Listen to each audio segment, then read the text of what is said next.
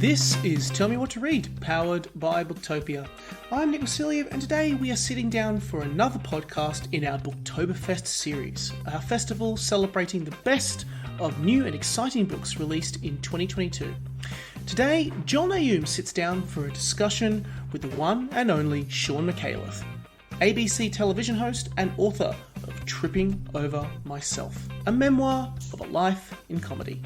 Check the show notes below for timestamps for the interview, and if you are enjoying our show, you can drop a review on Apple Podcasts, a like on Spotify, wherever you are listening to our show. We want to hear what you have to say.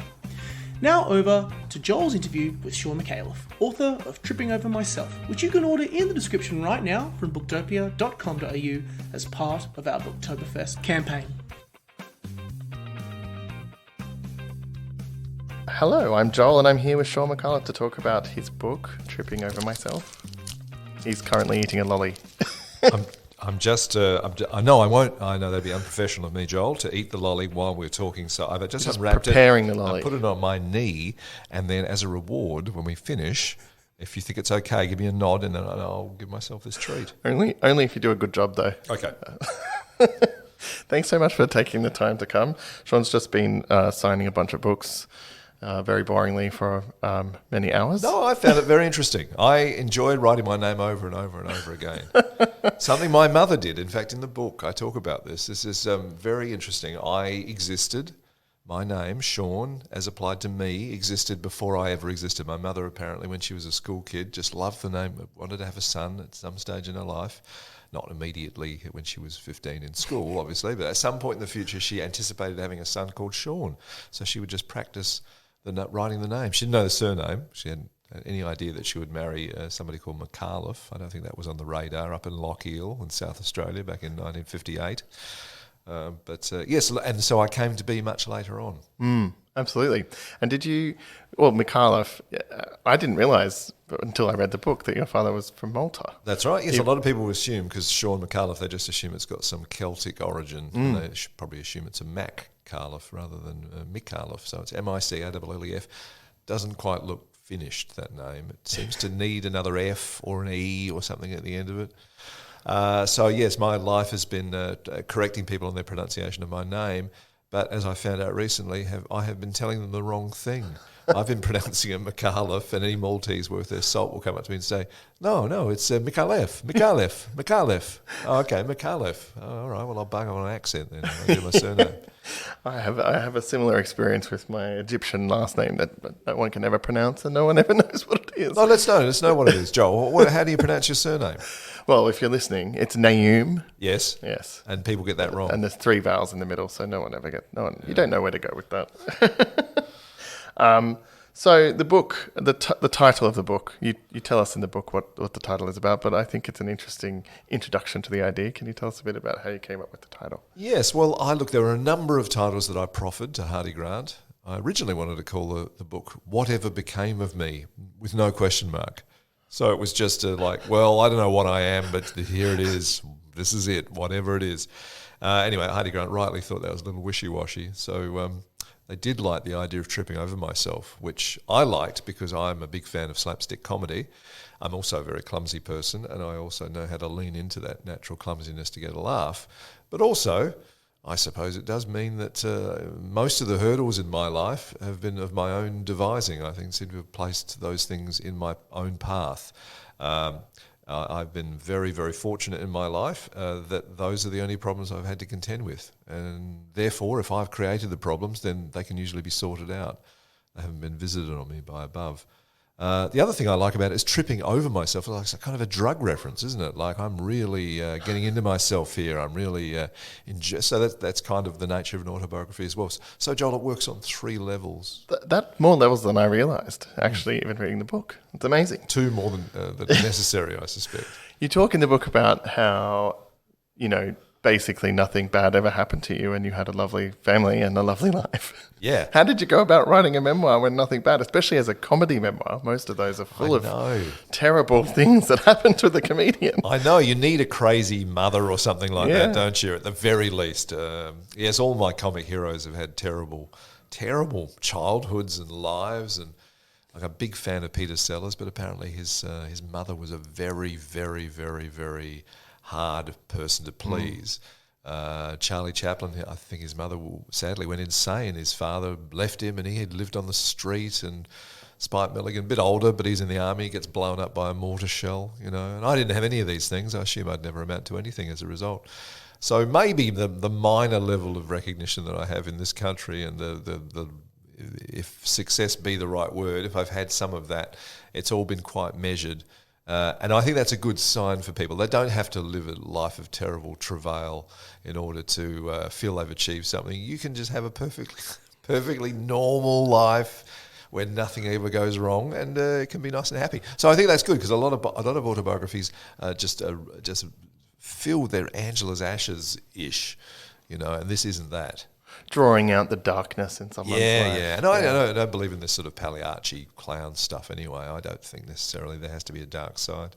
I agree, and I think it left you room in the book to talk about comedy, which I think is very interesting, and it's why most people are going to pick up the book in the first place. I agree. I love the mechanics of it. That is part of the interest for me. In fact, part of the motivation for me in writing the book was that this is exactly the sort of book I would have loved to have read as a kid. I mean, I was very interested in anything to do with comedy. So the instinct to be drawn towards it is common to a lot of people.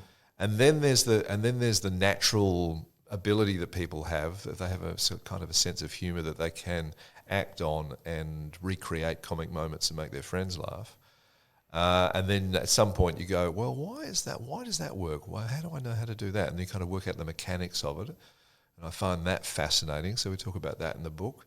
And then to be able to use the instinct and the knowledge to make something, that lasts more than 2 episodes, to try and make a series of something and to recreate it under circumstances that aren't necessarily the easiest way to do it. So, and you learn that from stage. You will repeat a performance and you'll hone it and polish it, and the audience will give you a bit more information each time. And you'll go, oh, I see, if I lean to the left, if I'm slightly on the ball of my foot here when I do that line, for some reason the laughter is louder. You don't know why necessarily. That's the art side of it. But you can combine it with the science side of it, and you can pretty much work it out, and you end up having a sixth sense or a muscle memory as to how to do it.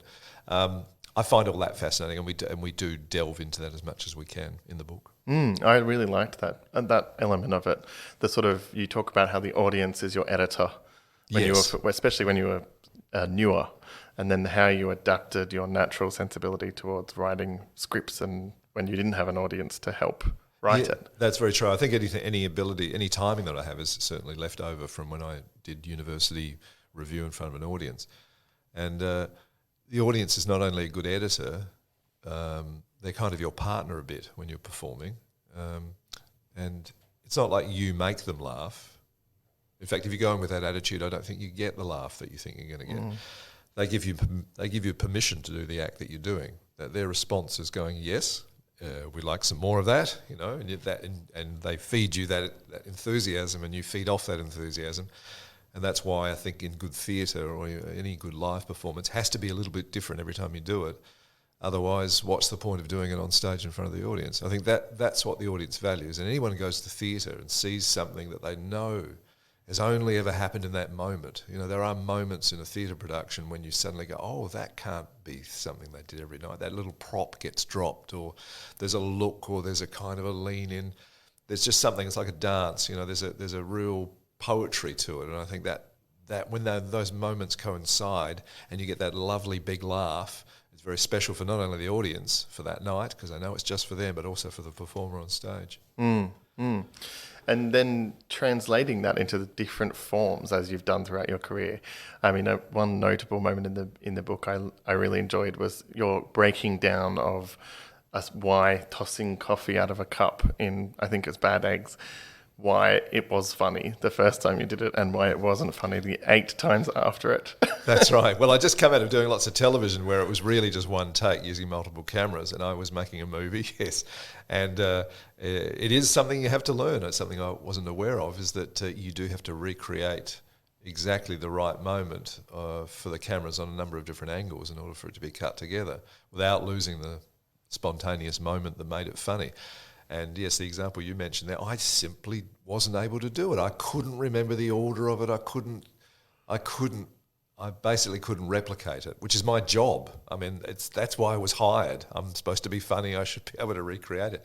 By the time I did the next film after that, I kind of worked out how to do it. You've just got to keep your powder dry a little bit, and you've just got to be a little more, you're less in the moment, but more overseeing your own performance, curating your own performance a bit. Yeah, so I tried any number of different ways, and in the end I thought, well, I'll leave it up to the director to edit this thing together. And I remember going back and looking at the film after I'd written that passage in the book just to see which take it was they used, see if my memory was right.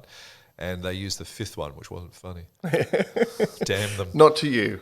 No, not to me. I guess I know maybe the choices, but the audience doesn't. So that's the other thing to remember, is that whenever you look back on something you've done and you think, that's not quite as good as I remember it in rehearsal, the audience doesn't know. They weren't there in the room. They're probably perfectly happy with what you've done. So don't try and convince them that it's not funny. Yeah, absolutely.